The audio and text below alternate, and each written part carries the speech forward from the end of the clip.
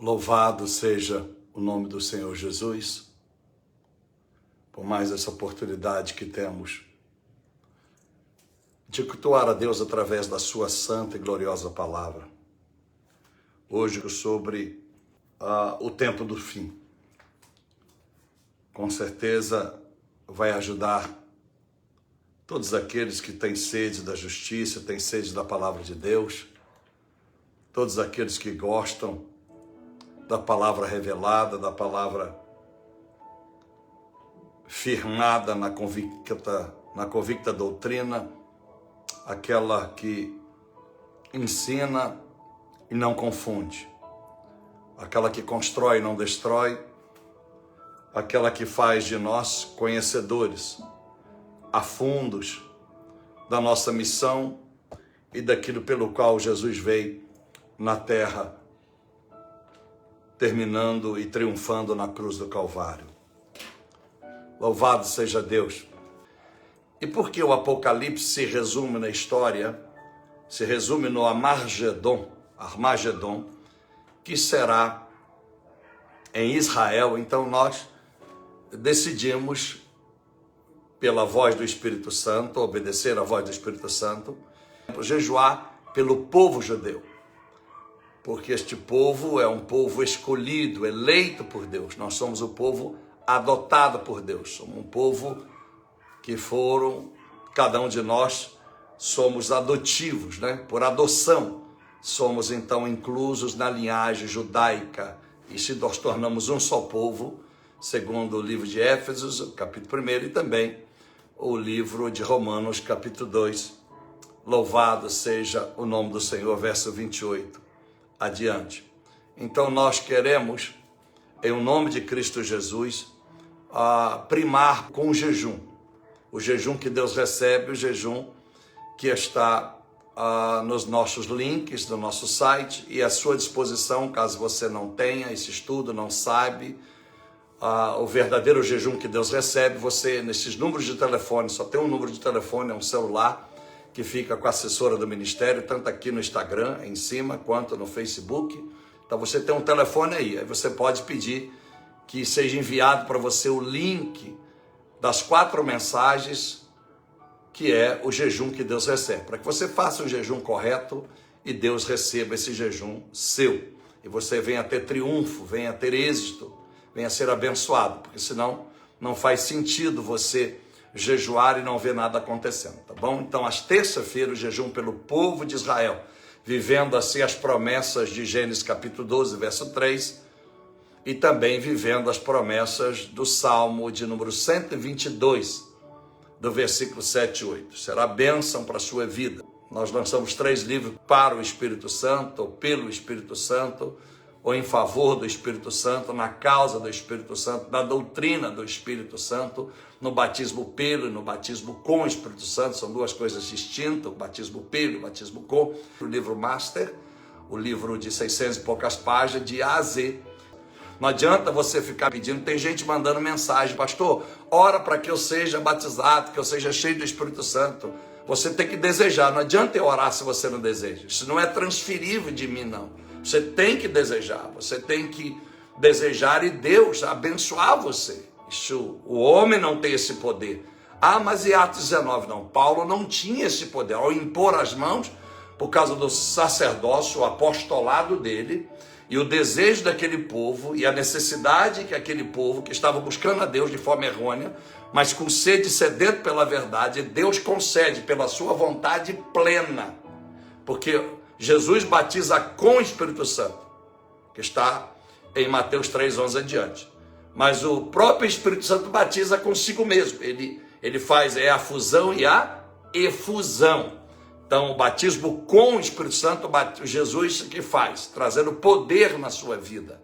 Batismo pelo Espírito Santo, o próprio Espírito Santo faz, transformando a sua vida, o seu caráter. Você deixa de ser o homem que eu digo assim, a espécie, né? A mulher por mulher, o homem por homem, passa a ser espiritualmente guiado. Você é uma pessoa de conhecimento bíblico, de discernimento do Espírito, e você então sai da religião para viver uma vida espiritual. Então o batismo pelo Espírito Santo deve estar junto com o batismo com o Espírito Santo. Mas qual o mais importante? Vamos aprender de novo, o batismo pelo Espírito Santo, porque o caráter é que nos leva à salvação, não o poder, não os dons ministeriais. Então nós vamos ensinar tudo isso, e se você não tem o livro do Espírito Santo, você pode adquirir aí também por esse número que está aí, pedir assessor. Eu queria ter esse livro, então será bênção para a sua vida, tá bom? Louvado seja Deus. Então, o jejum pelo Espírito Santo, para que você tenha ele, para que o Senhor Jesus venda a sua sede, o Pai venda a sua sede, ele então permite esse batismo. Você então vai ter o seu caráter, porque é como se eu transferisse o meu caráter para alguém que quisesse que eu adotasse ele como filho. Ele quisesse dizer: olha, pastor Pablo, eu queria que o senhor me adotasse como filho. O senhor registra. Como eu vou registrar alguém para ter o meu sobrenome e eu ter a responsabilidade de ser pai, seja menino ou menino, se ele não tem o caráter, se ele não quer obedecer, se ele não me ama verdadeiramente? É uma conveniência, qualquer que seja, que o faz desejar ser o meu filho por registro. Da mesma forma, explico assim de uma forma simples para você entender melhor o mundo espiritual. Então, por que Deus vai te dar o Espírito Santo, que é o seu caráter, a sua santidade? Por que ele vai te dar o Espírito Santo se você não deseja de fato mudar a sua vida, renunciar à sua vida e viver uma vida em prol do reino de Deus e a sua justiça?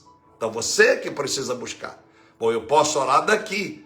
Deus, olha, tá fulano de tal, tá orando lá na casa dele, lá na casa dela. Ele quer o Espírito Santo. Então, não será, a decisão não é minha, a decisão é de Deus. Eu orei, você orou, e Deus viu no teu coração que de fato você quer o Espírito Santo na sua vida. Então você vai receber. Natural, não vai acontecer barulho, não vai haver terremoto na tua casa, não vai tremer a tua casa, teu apartamento vai cair a janela, nada disso. É natural, você dorme de um jeito e acorda cheio do Espírito Santo. Ele acontece também numa oração, como em Atos 4:31, né? Os discípulos foram cheios do Espírito Santo, batizados pelo e com o Espírito Santo em Atos 2. Mas eles oravam em Atos 4, verso 29 e 30, e eles orando ali fervorosamente. Então a Bíblia diz no verso 31 necessariamente, exclusivamente, pontualmente, que eles foram cheios novamente do Espírito Santo. Então você tem que orar, você tem que buscar. Mas olha a causa da oração de João, de Pedro, os discípulos e o povo de Deus ali em Atos, capítulo 4, versículo ali, pode começar no versículo 14, aí você vai entender por que eles foram cheios de novo. Então, o batismo com o Espírito Santo funciona uma vez só. O batismo pelo Espírito Santo, todos os dias eu tenho que ser cheio. Senão, hoje eu dei lugar para a carne, amanhã eu dou lugar para o Espírito, depois da manhã eu dou lugar para a carne, depois para a carne de novo, e você fica vulnerável entre a carne e o Espírito. Então, para você valorizar, jejum que Deus recebe. Eu quero o Espírito Santo, eu preciso. Por que você quer o Espírito Santo? Deus, eu não quero para me ficar rico, para me casar, para me ser bonito, ser bonita, ser forte. Não, eu quero o Espírito Santo para me tornar mais santo, para me tornar mais justo, para me lutar contra a minha carne, para me vencer essa minha carne. Aí você recebe, tá bom? Amém? Louvado seja o nome do Senhor Jesus. Então eu quero, meus irmãos, ler alguns textos com vocês. Textos importantes que fazem jus a esse estudo tão complexo e que existe duas vertentes, duas viés. O estudo da escatologia, o estudo do Apocalipse. Escatologia é a doutrina que estuda o Apocalipse, a palavra grega, extraída do grego, em português Apocalipse, e do grego Apocalipse, então com SI do final. E a palavra escatológica, a palavra escatologia, ela representa toda a doutrina, todo o estudo, tudo que fala sobre o fim do homem na terra, não o fim do homem no geral, o fim do homem na terra, desse corpo corruptível, desse corpo mortal. Então a escatologia fala do fim do homem nesta terra e do fim desses céus e dessa terra que você vê com seus olhos e desse céu que você olha para cima. Será criado um novo céu e uma nova terra. Então, muito importante você entender isso, muito importante você entender que a palavra Apocalipse, né, do grego revelação, que é a junção de duas palavras do grego, apô, lembra dessa palavra apô demais, apô e a palavra kalumã, que quer dizer véu. Então apô com kalumã do grego quer dizer véu, aleluia, revelação do véu, aleluia. Então esse é o Apocalipse. Então nada mais é o último livro, Apocalipse, o último livro canônico da Bíblia Sagrada dos 66 livros, obra que discursa, que revela, que fala sobre o tempo do fim, obscuro e aterrorizante. É obscuro e aterrorizante. Por que obscuro? Porque está sobre um véu. Então, por isso que há dois viés, há dois caminhos que os homens usam nos estudos, na escola escatológica para trazer a revelação. Ou ele faz gramatical, ou ele faz alegórica. Gramatical, literária, ou a alegórica. A alegórica é aqueles que espiritualizam demais e usam muita imaginação na sua própria conveniência e revelação para extrair do gramatical literal uma visão do que é que está escrito aqui nas entrelinhas. Então você vai ver a grande complexidade, a confusão que gera na cabeça de uma pessoa que não tem o Espírito Santo, ou que está numa igreja que não pregam em Apocalipse, que está fora de moda, né? Eu até ressalto, lógico, deve ter igreja, tem sim, mas no Brasil eu ressalvo a Assembleia de Deus, pastores como Napoleão Falcão. Tenho o meu apreço por ter muita profundidade em escatologia da Assembleia de Deus. Pastor Gesiel Gomes, tenho o meu extremo respeito por ser um homem conhecedor profundo do estudo escatológico. Creio também pastor Felizardo, um homem de conhecimento profundo desta palavra. Tem outros, mas eu poderia ficar aqui citando o nome de tantos homens e cometer injustiça. Mas esses três vêm à minha cabeça agora pelo Espírito Santo. Napoleão Falcão, porque eu sei que antes mesmo de me tornar crente, ele já pregava escatologia. Foi um dos grandes pregadores do Brasil, ainda está vivo ainda, Napoleão Falcão. Aleluia. Então a Assembleia de Deus, por ser uma igreja pentecostal genuína, ela prima muito pelo ensino do Apocalipse. Eu não sei se hoje ainda continua, não vou entrar nesse mérito, mas eu sei que no passado, eu pertenci durante um tempo às Assembleias de Deus, e no passado foi uma igreja que marcou muita história da humanidade, seja a Assembleia de Deus do Brasil ou fora do Brasil, na Coreia do Sul, na América, enfim, sobre esse estudo, porque ela quase que caminha por uma só doutrina, por uma só viés, por uma só revelação, porque ela tem a sua revista, né? Que a gente fala a revista da escola dominical, as escolas bíblicas, que quase que perfazem o ensino uma da outra, para que não haja confusão, deturpação doutrinária. Também repito, não sei se hoje continua da mesma forma, não vou entrar nesse mérito, mas há muitas igrejas, a grande maioria, essa é a verdade, infelizmente, não estudam Apocalipse, não pregam, porque Apocalipse, na verdade, é um estudo profundo, é um estudo que deixa as pessoas atordoadas, né? E eu sempre digo que quem prega Apocalipse só alegoricamente quer fugir das dificuldades teológicas da interpretação dos 22 capítulos. Não é coisa fácil, e não estou aqui endeusando ninguém, nem excluindo os pregadores que não pregam, dizendo que não sabe, muito menos trazendo a mim alguma honra, mas a gente sabe que Romanos 10, que eu falo sempre, verso 14 a 17, só pode pregar aquele que foi enviado, mas muitos que não foram enviados se atrevem a pregar e fazem uma maionese, uma miscelânea neste estudo dessa doutrina tão importante, que é muito mais do que uma tese, é uma doutrina que precisa, desculpa, a igreja estar afinada com ela, porque já estamos vivendo as prévias do Apocalipse, já estamos vivendo as portas do Apocalipse. Então, eu quero ministrar, começar a ensinar você sobre o que é a diferença daqueles que pregam a palavra de Deus nesse tema tão importante. E eu fiz algumas anotações que aos milenaristas, ou os milenaristas, né? Milenaristas, ou os pré-tribulacionistas, ou os pós-tribulacionistas, aleluias, né?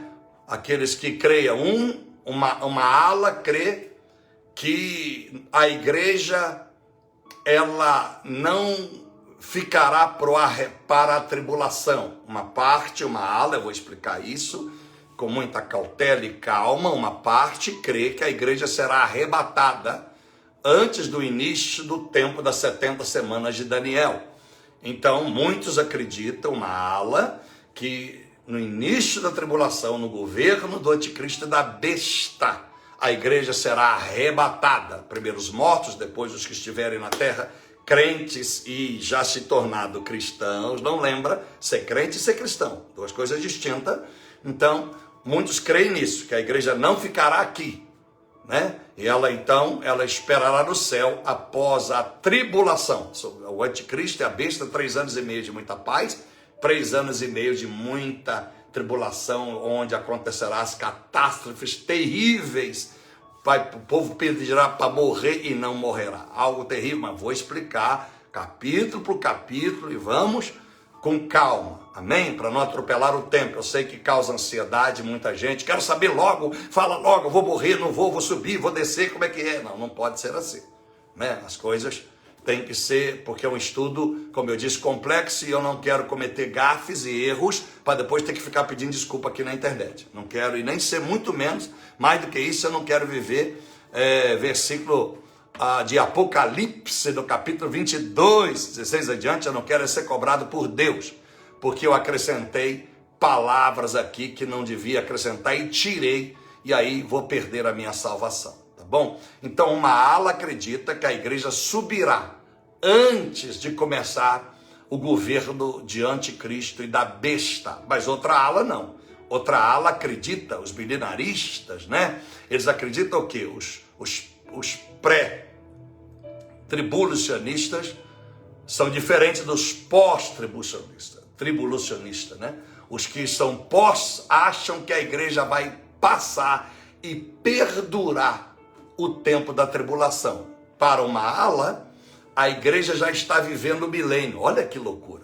Para uma ala da igreja mundial, né? Os milenaristas, os pós-tribulacionistas, eles acreditam que nós já estamos no milênio, que tudo começou a partir de Jesus ao ressuscitar na cruz.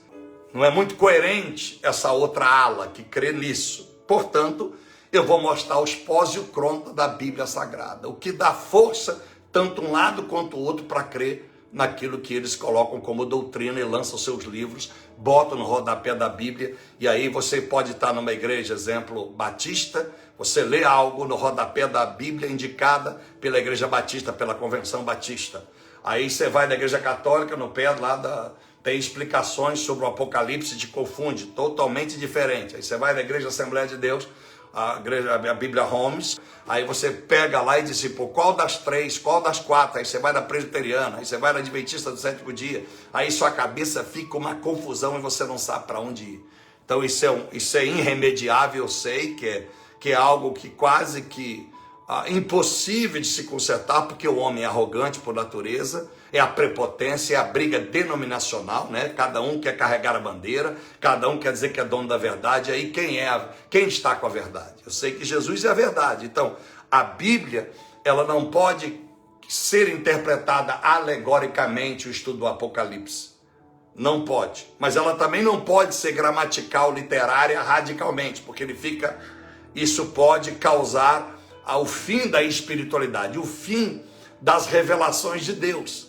Então eu não posso ser nem muito alegórico e nem gramatical literário, ao ponto de fazer uma doutrina que não existe. Evidentemente que a base da escatologia, a base das revelações do Apocalipse, elas são literal. Eu tenho que ler a Bíblia, eu tenho que conhecer a Bíblia, eu tenho que ser hermenêutico, eu tenho que ser exegético, senão eu não consigo entender isso. Mas não adianta só ir para uma sala de aula teológica, não adianta eu ir para um curso de teologia e tentar aprender do homem, porque eu serei sempre limitado.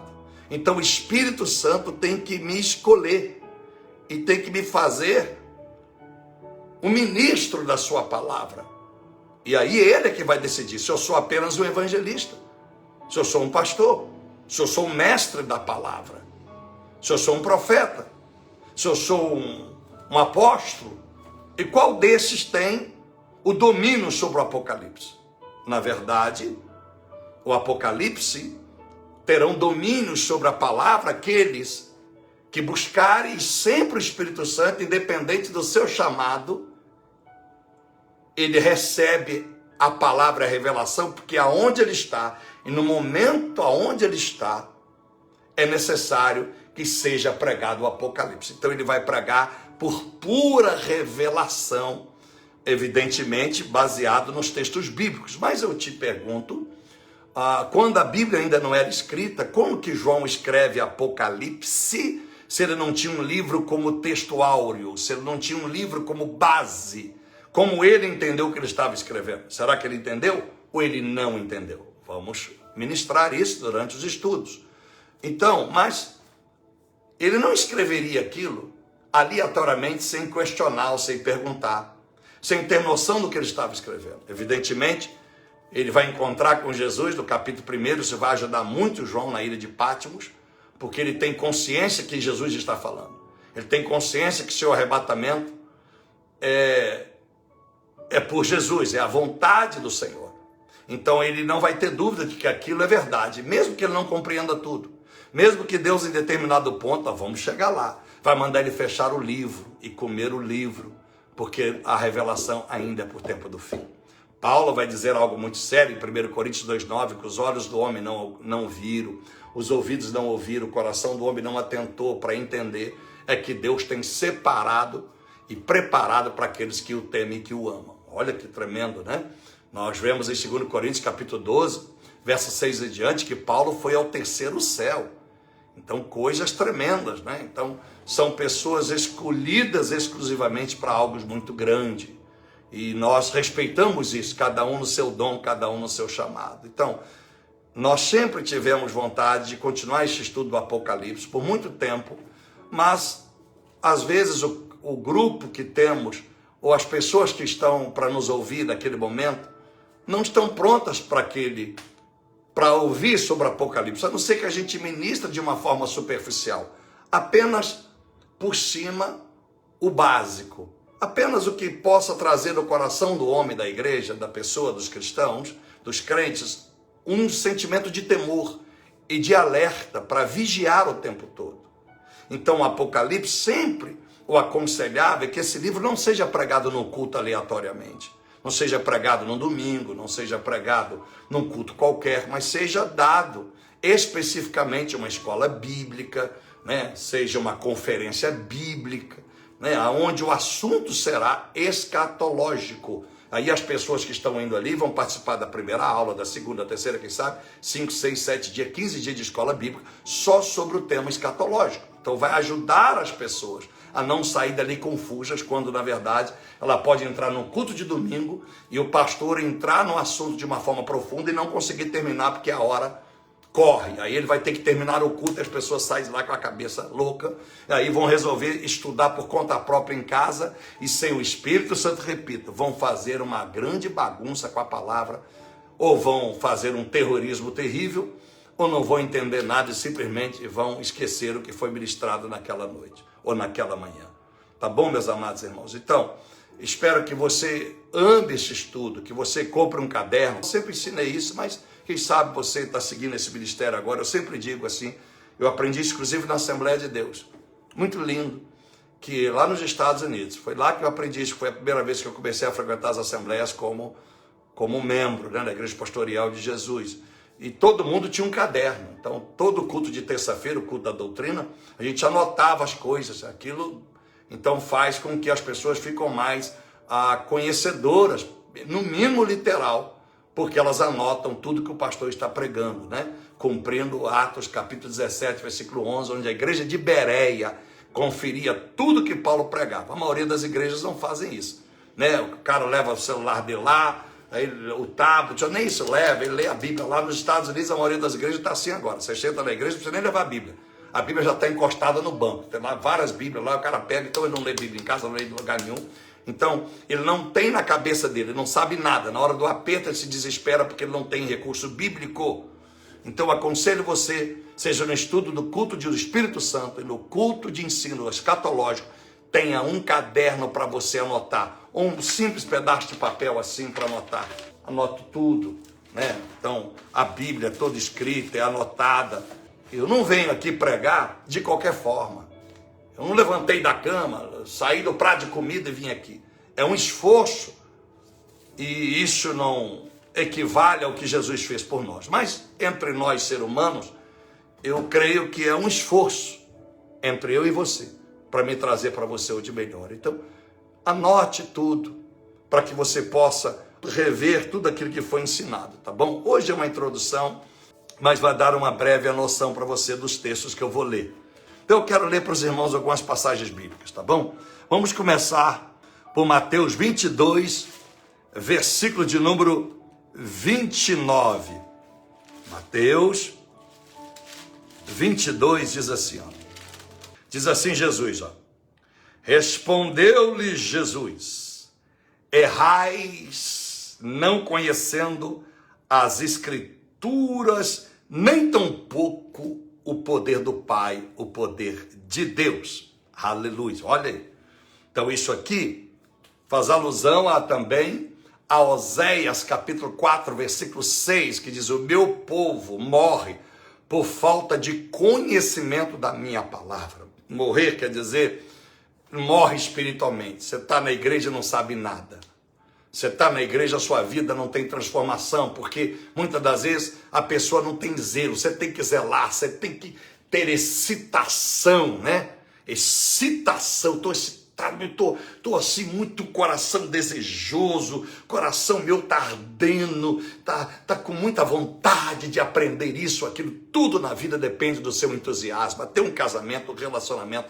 Se você não tiver aquele pleno entusiasmo com a pessoa, o casamento vira um fracasso, né? Em todos os sentidos, desde a comunicação, do apego na mão, do beijo e etc e tal, né? Se não tiver uma excitação, porque nada justifica um fracasso de um casamento se as duas pessoas se amam.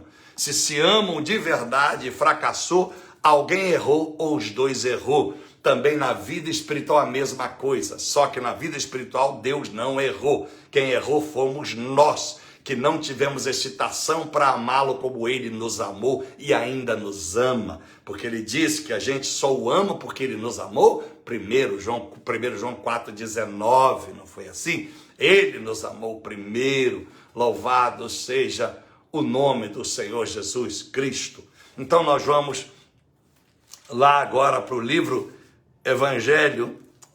Epístola de Pedro.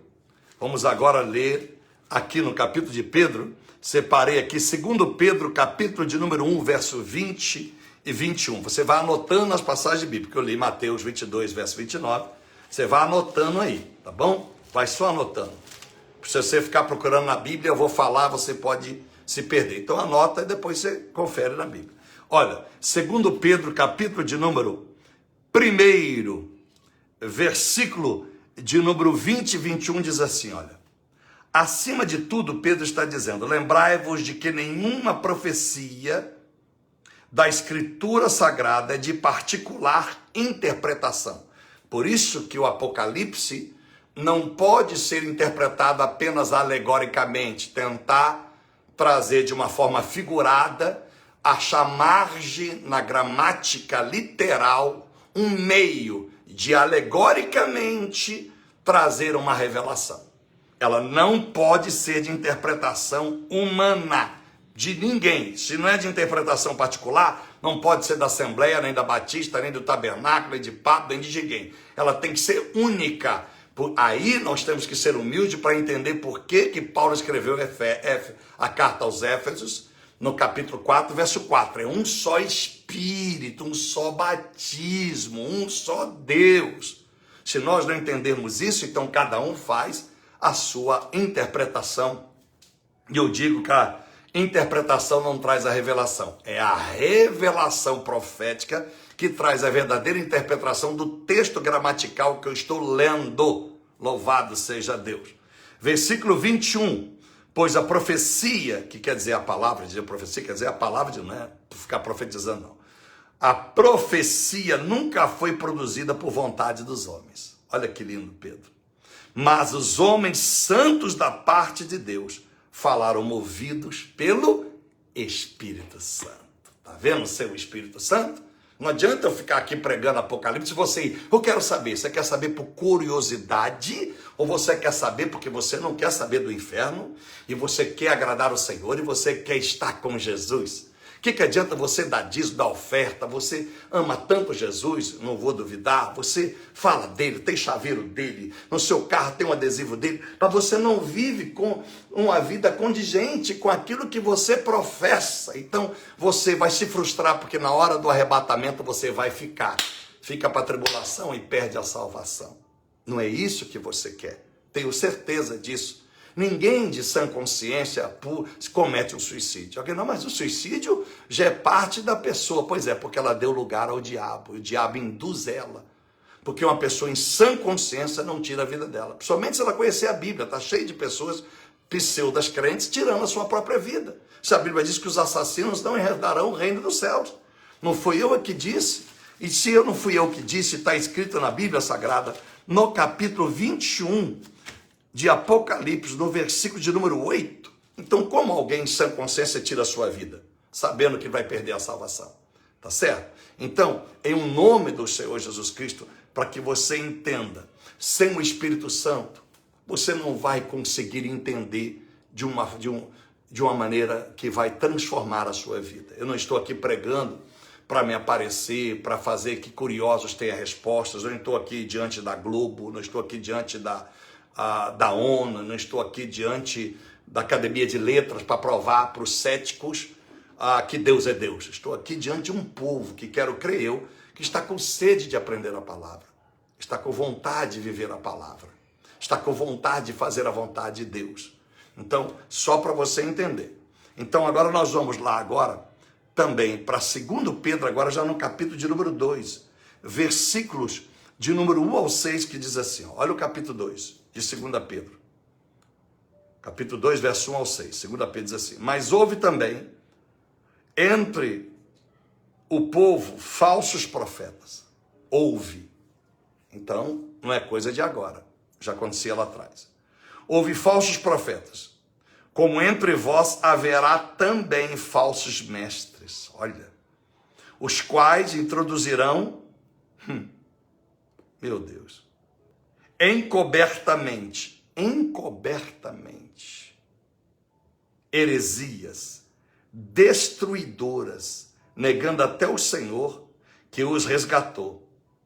Olha, povo que era crente, o povo da igreja, mestres, ensinadores que Deus resgatou.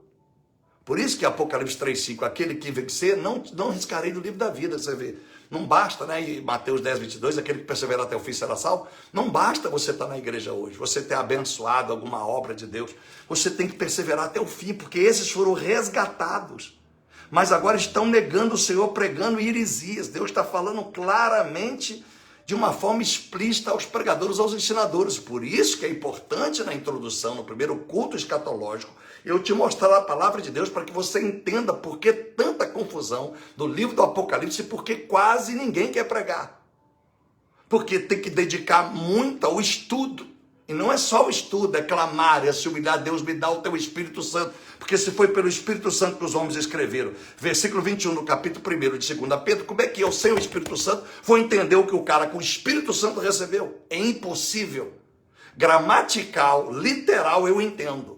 Mas como é que eu vou transformar o gramatical, literal, cheio de enigmas, um livro tão enigmático como o Apocalipse, vou trazer a revelação na sua integralidade, que todos possam entender, desde o mais humilde e o mais simples conhecedor, até da língua do seu próprio país, uma pessoa sem formação acadêmica, uma pessoa sem nenhum alfabetismo, como é que ela vai entender? E o evangelho não é para pessoas alfabetizadas, é para pessoas que têm o Espírito Santo, porque ele te faz conhecer o necessário. Aleluia, oh maravilha. Então diz aqui, olha, essas pessoas que outrora resgatadas por Jesus vão trazer sobre si a mesma repentina destruição. Quer dizer, Deus não poupará eles da destruição. Disse, aí o verso 2, e muitos seguirão as suas dissoluções, e por causa deles será blasfemado o caminho da verdade. Muitos seguirão as suas falsas doutrinas. Está ligado Pedro em Paulo, 2 Timóteo, capítulo 4, verso 3, não está dizendo lá adiante? Que no final dos tempos não suportarão a sã doutrina e procurarão senhorios para si próprio, para ouvir aquele, isso aí eu não entendo, não aceito, eu quero ouvir um Apocalipse bem fácil. Eu quero ouvir o Evangelho light. Então, olha aqui, como é que está sintonizado os homens de Deus. Não tem conflito. Os homens de Deus, por isso que eu falo, igrejas, devia esquecer um pouco esse lado denominacional, calvinista, arminianismo, piripiri, parapapá, e pudesse, seria tão bonito, né, se tivesse um congresso de todos os pastores do Maracanã, que eu estou dizendo no caso do Brasil, pode ser qualquer país, num estádio bem grande, no estádio do Morumbi, no estádio do Corinthians, sei lá, no Allen Park, e aonde, no Angabaú, reunisse líderes de todas as denominações, e antes de haver uma conferência bíblica, eles pudessem passar ali um mês, só os pastores, os cabeças, né? Estudando o livro como Apocalipse, e entrar em comum acordo. Gente, vamos lançar um livro, não ecumênico, mas um livro que serve para todas as denominações. Vamos entrar no acordo, mas não há acordo, há uma guerra de vaidade, de ego. Então isso é que fez com que eu me desligasse das igrejas sistêmicas, da igreja, vamos dizer assim, denominacional. Não que eu não ame, mas eu não vou me vender, eu não vou deixar de ser um profeta, de pregar a palavra, de ser um apóstolo da palavra, porque alguém não quer que seja pregada a verdade para agradar o clero A ou B. Então eu estou fora. Para mim não entrar em confronto, eu estou fora. E aí daqui eu mando as minhas porretadas, eu dou minhas cajadadas, aqui eu uso a minha vara e não tem ninguém para me parar, ninguém para me atazanar. Eu perdi a paciência com aqueles que já se convenceram que deve ser perturbador de cultos. Porque como é que eu estou falando sobre educação de gênero, que não pode homem com homem, mulher com mulher, isso é bíblico? Aí a mulher tem coragem de dizer, quando eu falei do homossexualismo, ela disse, não, é verdade, isso é verdade bíblica. Olha a incoerência. Mas nós temos que permitir, aceitar e respeitar a escolha sexual de qualquer um. Então a senhora não quer que a pessoa seja salva, não? Quer dizer que é errado se suicidar, mas nós temos que respeitar? Quer dizer que se o seu filho quiser suicidar, você vai abrir a janela para ele pular? Então você vê que é pessoas estúpidas. Como é que a pessoa escreve aí? É verdade, o que o senhor está dizendo é bíblico, mas nós temos que respeitar mais. É o filho da senhora? Ou senhora, quem sabe? Às vezes o filho dela, a filha dela está nesse negócio, né? Aí sim. Aí ela tem que se justificar. É problema dela do capeta, não é meu, do meu Deus. É porque ela nunca leu Tiago, capítulo de número 5. Ela nunca leu. E eu vou ler para você hoje o que me fez dar o cajado naquela mulher. E quantas vezes se parecer engraçadinho aí, no final, eu bloqueio igual eu fiz com ela. Eu bloqueio e não dou papo. Porque se for um conhecedor bíblico, aí sim, for sair um cara que Deus testificou em mim, é um Pedro e um Paulo. Vamos conversar. Isso aconteceu em Gálatas 2,14. Paulo botou o dedo na cara de Pedro. Pedro entendeu que ele tinha cometido um erro. Mas os dois eram grandes homens de Deus. Então havia respeito mútuo. Agora eu vou perder, vou descer da onde Deus me colocou, para ir lá no esgoto, falar com o rato. Aí diz aqui a Bíblia, cara. Por isso que eu não posso concordar, olha aqui, ó. Meus irmãos, se algum dentre vós desviar da verdade e alguém o converter, olha bem. Então, A pessoa escolheu a educação de gênero errada, desviou da verdade, né? A verdade, a Bíblia, né? Mateus 19:5, no princípio Deus criou macho e fêmea, o que Deus uniu, o homem não separa, verso 6, ele está falando já do homossexualismo, e Romanos capítulo 1, não tem tempo para isso aqui agora, ele diz, se eu converter alguém, sabe que aquele que fizer converter um pecador do erro do seu caminho, salvará da morte uma alma e cobrirá uma multidão de pecados. Então ela nunca leu, essa mulher, ela nunca leu. Eu não posso concordar e aceitar com uma pessoa que está errada, porque eu estou dizendo assim, isso mesmo, Satanás, leve mais uma alma para o inferno, eu tenho que lutar, ainda que alguém fique com a raiva de mim, para tirar ela do inferno, tentar tirar, só para você entender. Entendeu, irmão? Então vou continuar aqui em 2 Pedro capítulo 2, versículo 2. Então, muitos seguirão os falsos profetas. Eu te pergunto, você tem seguido o verdadeiro ou o falso? Sua igreja prega Apocalipse? O que você sabe do Apocalipse? O que você sabe? O que está acontecendo agora no mundo? Você tem certeza? Você tem convicção? Verso 3. Por que esses homens farão isso? Por ganância farão de vós negócio, com palavras fingidas. Para eles o juízo lavrado já está há longo tempo. Não há de tardar, e a sua destruição não dorme. Pois se Deus não poupou os anjos que pecaram, mas havendo-os lançado no inferno, os entregou às cadeias da escuridão, ficando reservado para esses anjos só o juízo. Não tem a segunda chance. O que nós estamos tendo, porque Ele nos fez a sua imagem e semelhança, nós não somos apenas criaturas. Por isso que o Espírito Santo nós passamos a ser filhos do Deus vivo, Romanos 8,16. E se Ele não poupou o mundo antigo, embora preservasse a Noé, pregoeiro da justiça, com mais 7 pessoas, né? Que é ele, a mulher, 3 filhos e 3 noras, ao trazer o dilúvio sobre o mundo dos ímpios. Se ele, Deus, ordenou a destruição da cidade de Sodoma e Gomorra, reduzindo elas a cinza e pondo-as, para exemplo, aos que vivessem impiamente, você acha que Deus vai livrar a minha vida e a sua? Você acha que Deus vai nos livrar porque nós estamos cometendo erro e vamos dizer, não, eu não sabia? Não, presta atenção. Então, Pedro, por causa desses fatos que aconteceu em Gálatas 2:14, Pedro estava pregando um evangelho extremamente de legalista, um evangelho extremamente destrutivo aos gentios. Então, Paulo, ao ver aquilo, ele disse, você não vive como os judeus, e você quer pregar aos gentios?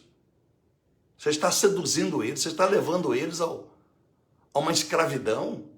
Pedro, enfim, deve ter sido tão pesado que a vez que ele colocou o dedo na cara de Pedro, na frente de todo mundo. Então, Pedro, por que Pedro respeita Paulo?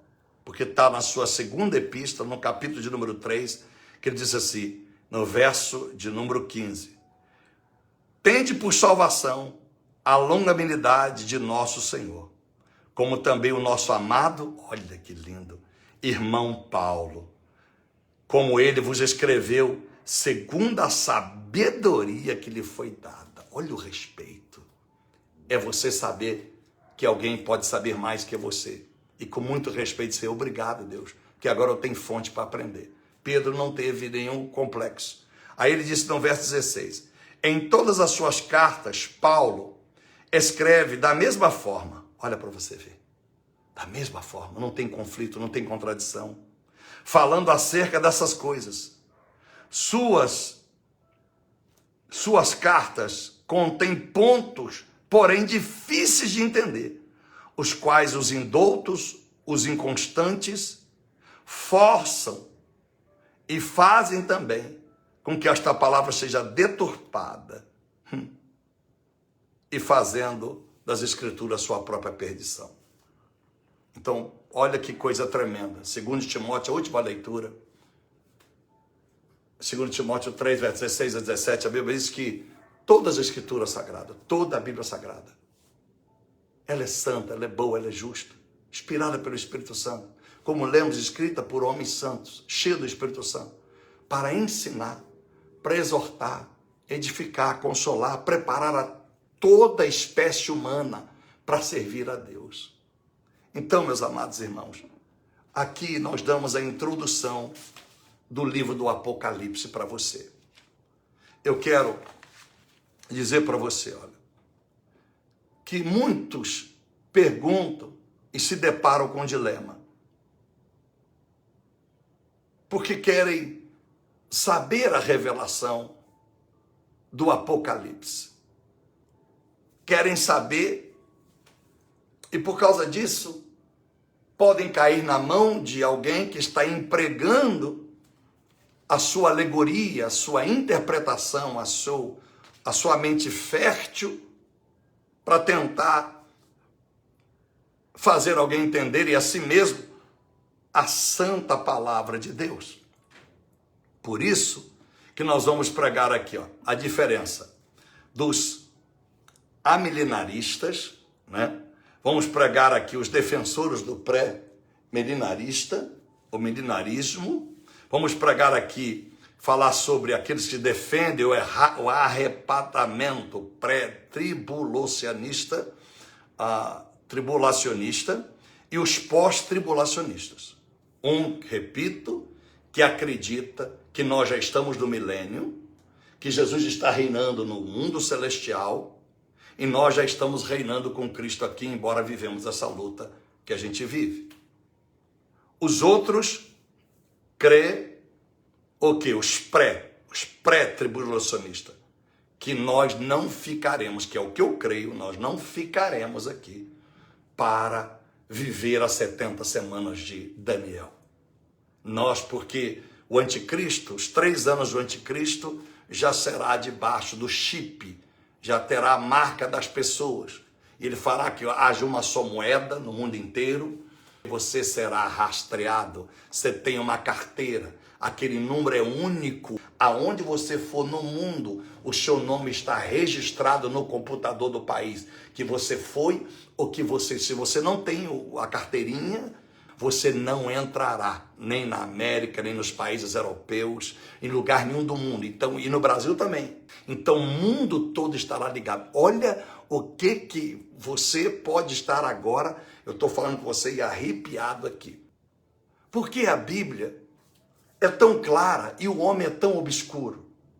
Então, meus amados irmãos, só para te dizer, então, para você entender um pouco do que eu estou lhe dizendo, quando chegar, e eu creio, né, eu não vou te dar data porque eu não sou louco, mas eu nunca criei tanto que a volta de Cristo está perto.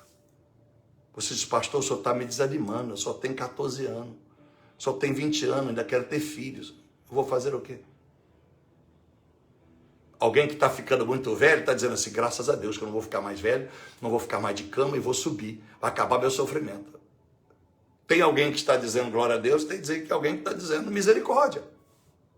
Mas tudo corrobora, tudo está mostrando que está chegando a hora. O mundo inteiro saberá quem é você. Você será rastreado. Acabou. Então esse é o caminho para um chip que depois será colocado. A identidade, porque em nenhum país você vê que a enfermidade eu disse para você, olha. Então, aquele que tem sido fiel a Deus, a fidelidade. Não só envelope não, pelo amor de Deus. Buscando o Espírito Santo. Não é só nesse ministério não, irmão.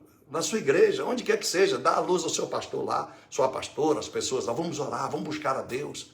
Vamos fazer bem ao próximo. Você vai ver que Deus vai te abençoar. Agora, não faça isso como moeda de troca. Agora, você não semeou. E porque você ouve uma palavra catastrófica, você agora quer fazer uma moeda de troca, Deus, agora eu te amo. Deus, agora tudo que eu tenho é seu. Não. É Deus que faz o julgamento diante do que você já se julgou no seu coração. Você já disse pelas suas atitudes, eu já disse pelas minhas atitudes, quem somos nós diante de Deus. Entendeu, meu irmão, minha irmã? Então, é muito importante que você entenda tudo o que está acontecendo no mundo. Isso é os sinais vitais. Porque Jesus disse que o amor de quase todos ia se esfriar. Você está vendo isso aí, não é nenhuma novidade para você. As pragas viriam, então isso é o início das pragas. Porque naquela época já existia lepra, era uma praga. Já existia várias doenças naquela época. Que mais pragas virão? Mas ainda tem mais umas pragas para vir, que vão vir subsequente umas às outras. Então, meus amados, sem Jesus é impossível a gente sobreviver. E não é só sobreviver a essas lutas, é viver de uma vida digna sobre aqueles que só sobrevivem sobre o colapso. Deus vai lhe honrar. Deus quer nos honrar. Então, eu quero dizer para você, existe, vamos por etapa, vamos falar dos milenaristas, ou os pó-tribulacionistas. O que eles pensam? Eles pensam que Satanás, ele já está solto. Eles dizem que Satanás já está solto. E que Satanás, ele, embora foi amarrado, ele já chegou ao final. E o final do milênio agora, nós estamos vivendo, segundo eles, nos últimos 30 anos, o Satanás está aí, solto, e arrebentando com todo mundo. É o que ele diz.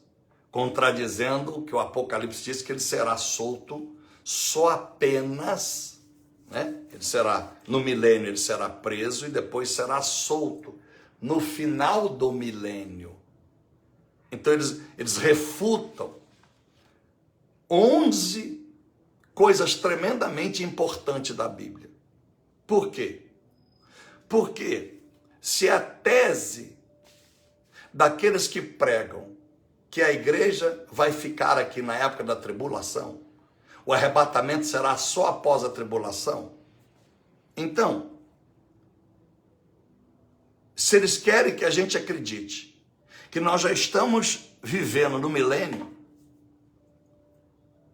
e que o arrebatamento da igreja só acontecerá uma vez, quando a Bíblia é clara, e eu vou dizer aqui, a Bíblia é clara, que no arrebatamento, a igreja subirá, um piscar e fechar de olhos, e começa a tribulação. A Bíblia é clara, e você vai anotando aí, lá em Mateus, quando o Senhor, a partir do versículo 1 adiante, vai falar do sermão profético, do princípio das dores. Aí do verso de número 29 adiante, do mesmo capítulo, ele vai falar da vinda do Filho do Homem, a vinda dele, de próprio Jesus. Do verso 15 adiante, do capítulo 24 de Mateus, você vai ouvir sobre a grande tribulação, o que vai acontecer na grande tribulação. Então, como eu digo, hoje eu estou parafraseando tudo, porque vai ser importante eu ler esse texto para você. Mas se eu ler esse texto aqui agora, vamos acabar aqui meia-noite. Mas se você abrir o capítulo 24 de Mateus, e você ler hoje, vai te ajudar muito. Ler todo o capítulo 24, vai te ajudar muito. Aí no capítulo de número 24, a Bíblia diz que no verso de número 30, aparecerá no céu o sinal do Filho do Homem, Jesus. E todos os povos da terra se lamentarão e verão o Filho do Homem vindo sobre a nuvem dos céus, com poder e grande glória. E ele enviará os seus anjos, olha que tremendo, com grande clangor de trombeta, com grande som da trombeta, né? Os quais os ajuntarão os seus escolhidos desde os 4 ventos e uma e outra extremidade dos céus, dos 4 cantos da terra. Então, quando ele disse isso, ele está falando agora no verso de número 35. Então, o céu e a terra passarão, mas as minhas palavras jamais passarão. Quando ele começa a dizer isso, ele vai apertar ainda mais quando ele vai falar da nossa vigilância, a partir do verso 36 adiante. Por isso que o livro escatológico é um livro complexo e tem que ter paciência. Eu posso levar 2 anos para pregar todos os 22 capítulos, mas que não haja dúvida, que as pessoas estejam sem ansiedade, mas certas de que se daqui 2 anos Jesus vai voltar, você não perderá a salvação, porque todo capítulo vai trazer temor no meu coração e no seu. Eu tenho certeza que nós vamos lutar para que a gente não fique para trás. Louvado seja o nome do Senhor Jesus. Então, meus amados irmãos, a Bíblia é clara, olha, que Jesus disse que no final dos tempos, que levantaria nação contra nação, o mesmo que já acontece desde lá de trás, né? Quando Israel foi banido do mapa, e só em 1948 foi tido como nação de novo, reconhecida pela ONU, já lutava nação contra nação. Mas ele disse que isso era só o princípio das dores. Então, quando nós, passado 2000 e quase 20 anos aqui, e vemos tudo que está acontecendo, você se prepara para o que vai acontecer com as grandes nações. América, Coreia do Norte, China, Rússia. Prepara, escreve, porque aí você não vai esquecer. Porque a crise financeira arrebenta pelo lado mais fraco. E ninguém quer ficar mais pobre numa hora dessa. E aí, evidentemente que, quando tudo isso acontecer, como aconteceu com a pandemia, muita gente vai se desesperar. Aí as pessoas correm para a igreja. E se corre para a igreja com o coração puro e fiel, Deus abraça. Deus abraça. E não importa se alguém tem 30 anos de crente, o outro só vai ter 6 meses de crente. Se for a vinda de Cristo, ele sobe arrebatado com a igreja. Então, meus amados igrejas, amado povo, igreja do céu, ele disse que quando se multiplicar a iniquidade de todo mundo, e nós estamos vivendo isso, então não existirá mais amor em quase ninguém. Aí ele disse, ó, então este evangelho do reino começará a ser pregado em todo o mundo. Esse será o fim. Então eu sei, se Deus me usa para pregar o evangelho, eu vou dizer por mim, sem demagogia, o evangelho que às vezes é duro demais, então não é por acaso. Eu não sou o último gás da coca, eu não sou o único que estou pregando assim. Então isso aqui já é uma senha para mim. Meu filho, eu estou às portas. Porque você não é o primeiro e nem o último. Já tem gente ministrando. Mas por que não tem muita gente em evidência pregando esse evangelho como Jesus pregava? Porque Jesus, na sua sabedoria, o Pai eterno, na sua sabedoria, sabia que tinha que ser no tempo certo. Por causa disso, o tempo poderia ser abreviado de uma forma antibíblica. A perseguição já estaria no próprio Brasil de uma forma exacerbada. Então, quando você diz assim, olha, quando você lê o verso 15, diz assim, ó, portanto, quando virdes que a abominação da desolação de que o profeta Daniel pregou, leia e entenda. Então, os que estiverem na Judéia, fujam para os montes. E nós já estamos vivendo o que Daniel pregou. Ele disse assim, olha, logo depois da aflição daqueles dias, logo depois, o sol escurecerá. A segunda vinda do Filho do Deus vivo. Vai escurecer tudo, você vai olhar, não vai ter sol, não vai ter dia, o céu vai parecer sangue. É a grande tribulação. Porque o arrebatamento, você vai entender que coisa linda. É como se nós estivéssemos aqui agora. A roupa fica e você sobe. Tem muitos filmes sobre isso. Aí é onde o anticristo vai tomar a frente junto com a besta para governar o mundo. Os crentes que não viveram uma vida com Deus vão se refugiar, vão se desesperar. E aí serão mortos, e nós falaremos disso no capítulo certo. Serão decapitados, serão torturados. o Espírito Santo de Deus. Meus amados irmãos, eu estou só no capítulo 24 de Mateus, que é fácil de você entender aqui, ó, quando a Bíblia diz, olha, porém a respeito daquele dia e hora, ninguém sabe, nem os anjos do céu, nem o Filho, mas o único que sabe é o Pai. Aí ele diz, ele dá uma senha. Como nos dias de Noé, assim será também a vinda do Filho do Homem. Estarão bebendo, casando, comendo, dando-se em casamento. E nós já explicamos o que é casar e dando-se em casamento. E não perceberão, não perceberam na época de Noé, até que veio o dilúvio e não teve mais jeito, não houve mais salvação. Então diz a Bíblia aqui, ó, vigiai, no verso 42, porque não sabeis a que hora há de vir o vosso Senhor.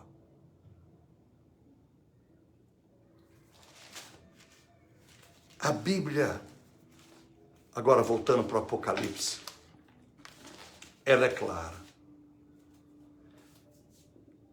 A igreja glorificada no céu será glorificada no céu antes da grande tribulação. Apocalipse 19, versículo 1 ao 10. E no capítulos 4 e 6. A manifestação de Cristo será em poder e grande glória com a igreja. Apocalipse capítulo 19, 11 e 16. Haverá a batalha do Armagedon, capítulo 19, 17, ao versículo 19, que será no tempo da tribulação, quando já tenha havido o primeiro arrebatamento. É a segunda vinda de Cristo, né? Vamos dizer assim, que a primeira vinda de Cristo foi quando ele veio beber. A segunda no arrebatamento da igreja. A terceira no dia do juízo final, aonde aqueles que morreram com Cristo e não quiseram colocar o chip na tribulação, esses também serão salvos. Mas vamos chegar lá. Eu estou apenas refutando aqueles que ministram alegoricamente o Apocalipse, dizendo que a igreja ficará para o tempo da tribulação. Ela não ficará para o tempo da tribulação. Então aqui, a quarta coisa, haverá a vitória de Cristo sobre o império do anticristo, que está no capítulo 19, verso 20 a 21. Haverá a prisão de Satanás, capítulo 20, verso 1 ao 3. Para haver o milênio. Para haver o milênio. Então, como que pode alguém não acreditar que nós já estamos vivendo o milênio e dizer que Satanás está preso? Se ele está preso, ou dizer que ele está solto para fazer o que ele quer, são dois extremos. Está preso, ele não está, senão ele não tinha tentado Ananias e Safira, em Atos capítulo 5, e não estava em nosso derredor, procurando nos tragar, em 1 Pedro 5, 8 e 9, ele não estaria. Portanto, também ele não tem poder para destruir a minha vida e a sua, se Cristo está em nós, por causa do Espírito Santo de Romanos 8, 1. Aqueles que estão em Cristo não têm condenação, não têm encantamentos, o Espírito de Deus ainda habita em nós. Está escrito e registrado. Então, Satanás será preso depois da tribulação. Já acabou essa primeira terra. Já acabou esse primeiro céu. Já acabou a tribulação. Então Satanás será preso para que nós vivamos 1000 anos com Cristo. Então a igreja, ó, arrebatada, pode ser hoje, pode ser amanhã. Os que estão com a vida no altar subirão. Os que não tiveram com a vida no altar, mesmo na igreja de pedra, então viverão o caos. Estes perderão a sua vida de uma forma cruel pelo anticristo e besta. E é verdade que alguns sobreviverão em montanhas escondidos, mas eu sempre digo a algum pastor, quando nós falamos desse assunto, hoje os Estados Unidos têm satélite que ele consegue lá de cima ver a cor da camisa que eu estou dentro desse apartamento, você sabia? A CIA, a NASA, e já sabe, e já tem desconfiança que a China já tem essas mesmas condições, a própria Rússia tem a mesma condição. Enfim, mas os Estados Unidos é pioneiro e Israel. Então eles conseguem Você viu por drone, Estados Unidos ultimamente tem matado os líderes do Estado Islâmico por drones, que lançam as suas armas letais à distância, sem que ninguém perceba, guiados por drones. E acha o cara dentro de uma casa. Acha alguém, pode achar um terrorista dentro de um prédio que tem vários apartamentos, sabe exatamente onde ele está, a roupa que ele está. Como que os Estados Unidos pode saber disso? E quanto mais tempo passa, saberá. Porque agora nós todos seremos identificados. Então, com aquele número que vai dizer o seu sangue, vai dizer o seu CPF, o seu Social Security, lugar como na América, aquele cartão tem todo o seu estado físico e saudável, de saúde, vamos dizer de saúde. Então, eles hoje podem reconhecer uma pessoa pelo calor humano. Reconhece pelo calor que está dentro daquele quarto. Quem está ali? Se é um adulto, se é um jovem, se é uma criança. Enfim, irmãos, nós não vamos entrar nesses mínimos detalhes tecnológicos, porque nós não acabaríamos este estudo nunca. Eu só quero te dizer o seguinte. Muitos refugiarão em montes, diz a Bíblia, nós vamos chegar lá nesse capítulo do Apocalipse. E ficarão isolados. Não terão o que comprar, não terão aonde comprar. E vigiados pelos satélites. Então a maioria vai morrer. A maioria não vai sobreviver. E como é que esse povo vai viver? Como é que eles vão se alimentar? Aí só o milagre de Deus, para fazer nascer dentro de uma caverna, de um buraco, aparecer comida no cara dorme e aparece lá dentro um pouco, como apareceu em Elias, quando ele estava na caverna, no monte, num calabouço, escondido e querendo pedir a morte. Quando ele sai para fora, tem um pão quente lá para ele lá. Mas enfim, irmãos, então, nós viveremos o milênio, aqueles que foram arrebatados, que não foram arrebatados, e ficarem para o tempo da tribulação, vão morrer, e aí vem o juízo final. Mas quando é o juízo final? Depois do milênio. Então, uma grande controvérsia alegórica ou gramatical literal, que quem ficar para a tribulação não vai ter a oportunidade de viver o milênio. Porque na tribulação acaba-se tudo, mas nós vamos chegar lá. Então vou deixar para você essa curiosidade. Se você ficar para a tribulação, você acredita, só tem 22 capítulos, você vai ler, é fácil você estar interessado a saber. Você vai ficar na tribulação, você vai viver o milênio, que é a recompensa por tudo que você viveu aqui de bem com Jesus, aceitou Jesus e lutou para ser cristão. Ou você, mesmo tendo negado a Jesus, e só porque se converteu, na tribulação você vai viver o milênio, para depois ir para a eternidade ou não. Vamos chegar lá. Então, a oitava maneira que eu refuto aqueles que dizem que a igreja ficará para a tribulação, está no capítulo 20, verso 10, a condenação eterna do diabo.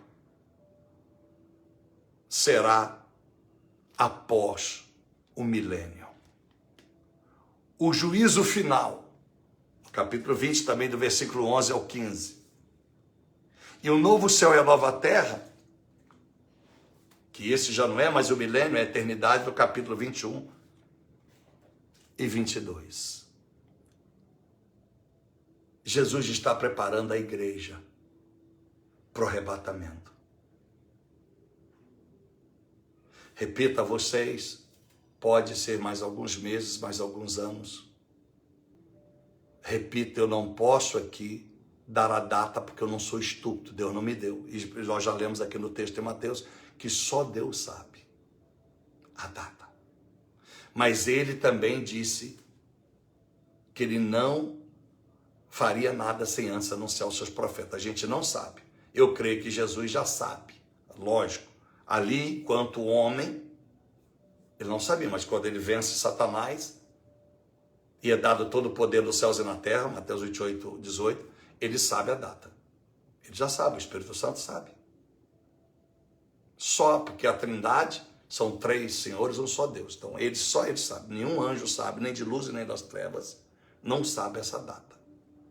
E aí eu creio em Amós 3,7, que Deus não fará sem antes avisar os profetas, para anunciar à igreja o alerta. E ele já tem anunciado. Ele já tem anunciado esse estudo. Então eu quero que você se prepare para essa, talvez esse nome seja meio estúpido, essa odisseia, né? Essa viagem tremenda neste estudo escatológico. Ao mesmo tempo que pode trazer muito terror no teu coração, vai trazer essencialmente o temor. Você vai ter uma visão diferente do Evangelho. Eu duvido que você continuará, se você é que você é, talvez não seja, avarento. Se você vai ter medo de ofertar e dizimar, eu duvido. Eu duvido que você vai deixar de amar o próximo. Eu duvido que você não vai perdoar mais a pessoa que te ofendeu. Eu duvido. Porque é muito aterrorizante. É muito forte o Apocalipse. E não vale a pena você brincar com a sorte. Não vale a pena você ficar para viver 3 anos e meio com a besta aqui e tudo bem, o mundo, uma só moeda. Não vale a pena o preço, você não tem ideia. Nós paramos, nós saímos da pandemia ou estamos só começando? Tenho alertado a todos vocês, cuidado. Vamos buscar a Deus. Vamos pedir a Deus graça. Vamos pedir a Deus que Ele nos dê muita graça nesses dias em que nós vamos aprender sobre todos esses livros do Apocalipse, sobre o Espírito Santo, para que nós não sejamos enganados, para que nós não sejamos refutados e nós sejamos ceifados pela força do diabo, por permissão de Deus. Então, igreja do Senhor, repito para você, muitas pessoas acreditam que nós já estamos, que o inferno é aqui. Por causa dessa linha tendenciosa que nós, quando Jesus vier para arrebatar a igreja, é uma vez só. Porque nós já estamos no milênio. Por causa disso, talvez seja a maneira que o diabo esteja enganando muitas pessoas. E se pensam assim, dá tempo ou dá legalidade para as pessoas continuarem a vida com libertinagem. Mas se nós entendemos, se a Bíblia é clara, que Deus arrebatará a igreja, estará provado no livro do Apocalipse, eu vou lhe provar, porque a revelação será profunda, porque Jesus disse, eu queria vos dizer mais coisas, mas não estáis preparados para ouvir, por isso que ele só vai revelar no Apocalipse depois que João está cheio do Espírito Santo, porque quando João não tinha o Espírito Santo, ele não podia ouvir essas coisas que Deus falou. E mesmo cheio do Espírito Santo, vai chegar uma hora que Deus, você vai ver que Deus manda ele fechar o livro. Vamos orar ao Senhor. E que Deus tenha de alguma forma colocado uma sementinha no teu coração. E dado você a oportunidade de você refletir e você criar dentro de você um exame sobre a sua própria vida, um projeto sobre esse ano que você quer viver, mas viver cada dia como se fosse o último dia da sua vida. Se eu pudesse dar um conselho, é viver hoje como se fosse o último dia. Se eu errei, pedir perdão a Deus. Amanhã, se viver, chegar ao final do dia, pedir perdão a Deus. E na madrugada, buscar o Senhor e pedir perdão a Deus. Viver cada dia como se fosse o último dia da minha vida. Porque, repito, Jesus está às portas. Não estou aqui dizendo isso para você deixar de viver. Para você deixar de curtir a sua vida, de ter os seus sonhos, não. Mas que tudo aquilo que você tem como sonho, tudo aquilo que você pensa para curtir a sua vida, seja para engrandecer o nome de Cristo Jesus. Na sua vida profissional, Jesus está linkado com o seu ganho. No seu casamento, Jesus está linkado na sua união com a sua esposa, o seu marido. Em ter filhos, esse filho é para glorificar a Deus, como Ana fez com Samuel e Abraão com Isaac. Senhor, meu Deus e nosso Pai, nós queremos colocar diante do Senhor mais uma vez a nossa vida, pedir ao Senhor misericórdia conosco, pedir ao Senhor paciência conosco, pedir ao Senhor que a longanimidade do Senhor esteja sobre cada um de nós, mesmo que nós temos por tanto tempo repudiado a palavra, temos por tanto tempo negado ao Senhor. Ajuda, meu Deus e meu Pai, que nós possamos ter o pleno entendimento da sua palavra, que esse estudo da escatologia, meu Deus, o tempo do fim, nós possamos entender de onde virá a besta, como surgirá o anticristo na sua veracidade, como que será, meu Deus, o tempo desse reconhecimento de que o anticristo já está no nosso meio e a besta. Que nós possamos entender, meu Deus, exatamente sobre o arrebatamento, que nós possamos valorizar a busca já de imediato desse Espírito do Senhor, para que nós não venhamos ficar aqui para a tribulação, mesmo que os 3 primeiros anos e meios das 70 semanas de Samuel sejam anos de bênção e de paz, aparentemente. Que o Senhor nos dê, meu Pai, sonhos e visões, dê para crianças, dê jovens, adolescentes que estão nos ouvindo, ou para pessoas ligadas a essas pessoas que estão seguindo esse culto, para que possa confirmar no coração deles, abra na palavra, na Bíblia Sagrada que eles têm em casa, textos que vão casar e culminar com tudo aquilo que nós estamos ensinando. Meu Deus e meu Pai, que nós não sejamos milenaristas, que nós não sejamos tribulacionistas, mas sejamos pré-tribulacionistas, crendo, meu Deus, que nós não podemos dar ao azar, a Satanás, essa legalidade de acharmos que já estamos no milênio e por causa disso, meu Deus, nós não teremos a promessa de Apocalipse do capítulo 20. Nós queremos, meu Senhor, viver esse milênio que não é nesse lugar onde nós estamos. Queremos viver, meu Deus, as promessas, os galardão do Senhor.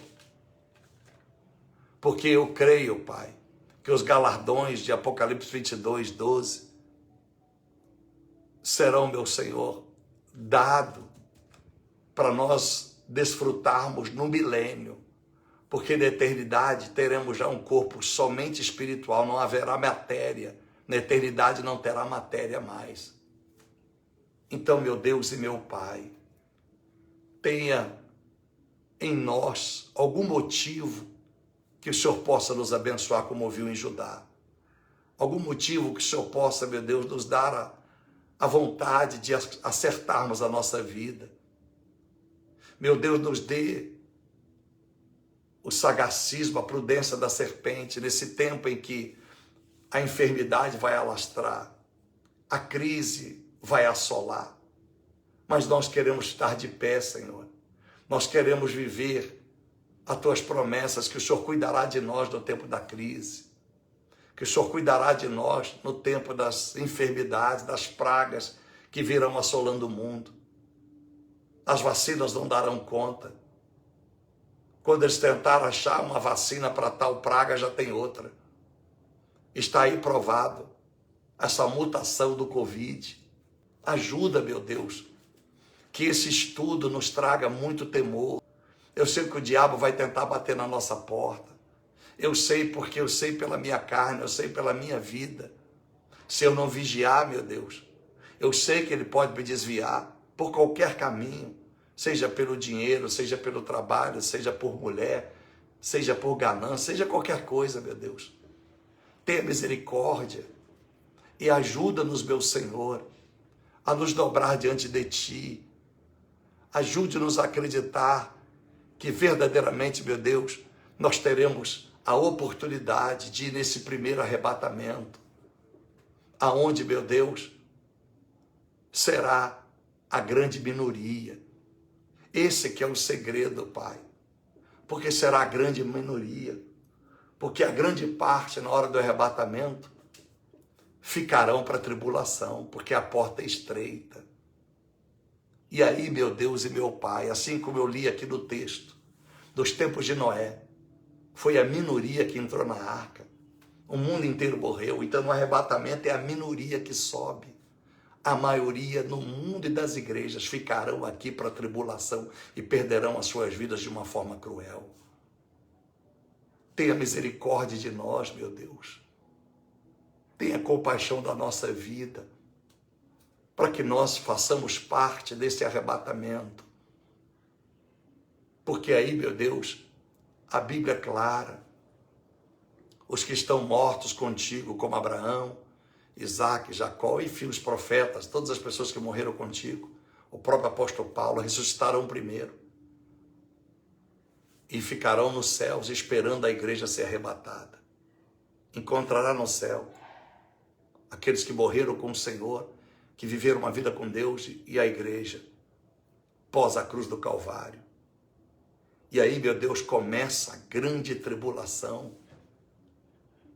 E logo, meu Deus, quando acabar os 7 anos e meio, a Bíblia disse, meu Deus, quando acabar os 7 anos, a Bíblia é clara, tudo será destruído, tudo será varrido, e todos estarão, meu Deus, no Hades.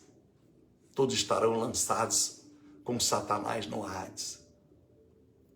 Aí veio o milênio, Pai, e depois do milênio, então será inaugurado o lago do fogo do inferno, que nunca se apagará e haverá ranger de dente eternamente.